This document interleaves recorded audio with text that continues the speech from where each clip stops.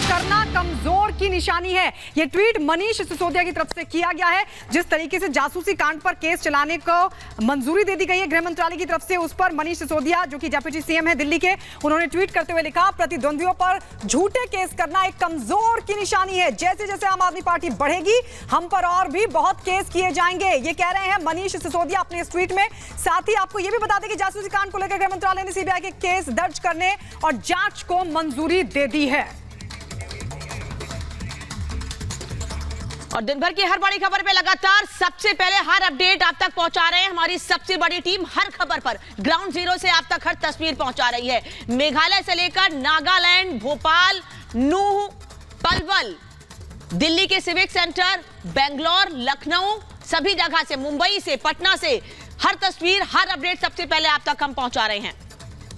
बिल्कुल। और इस वक्त हमारे साथ सिविक सेंटर सुजाता हमारे साथ इस वक्त हमारी सहयोगी जुड़ गई हैं। सुजाता, क्योंकि लगातार बीजेपी कई आरोप लगा रही थी जासूसी कांड को लेकर, और अब गृह मंत्रालय की तरफ से जब मंजूरी दे दी गई है जांच को और साथ ही केस दर्ज करने को लेकर, तो सिसोदिया के इस ट्वीट को किस तरीके से देखा जाए? वो कह रहे हैं कि प्रतिद्वंदियों के खिलाफ जिस तरीके से झूठे केस लगाए जा रहे हैं वो कमजोर की निशानी है और भी कई और केसेस हमें झेलने पड़ेंगे आगे। एक्सपेक्टेड था, ये कुछ नया नहीं था।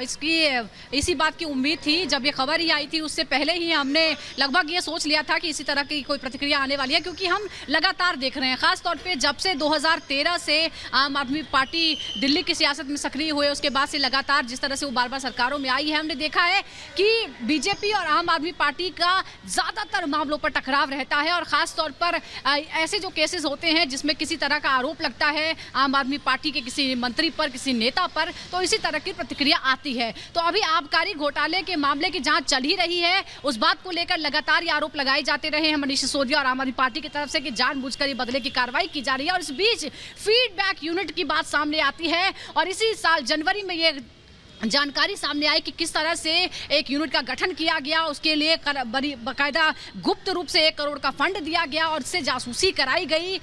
2016 फरवरी से सितंबर तक का ये पूरा मामला है। इसमें यह बात भी सामने आई कि सिर्फ दूसरे लोगों की नहीं बल्कि अपने ही पार्टी के लोगों की भी जासूसी कराई गई थी। यानी ये काम जो मेंशन नहीं था, यानी आप फीडबैक यूनिट रख सकते हैं सरकार के तमाम डिपार्टमेंट्स के बारे में जानकारी रखने के लिए, लेकिन आप जासूसी के लिए उसका इस्तेमाल नहीं कर सकते हैं। और यही बात सामने आई है जिसके लिए अब गृह मंत्रालय ने जांच की मंजूरी दे दी है। और जाहिर तौर पर अब ये नया मामला है जिसे लेकर आम आदमी पार्टी और बीजेपी के बीच टकराव होगा। शुरुआत हो गई है। मनीष सिसोदिया ने साफ तौर पर कह दिया है कि प्रतिद्वंदियों को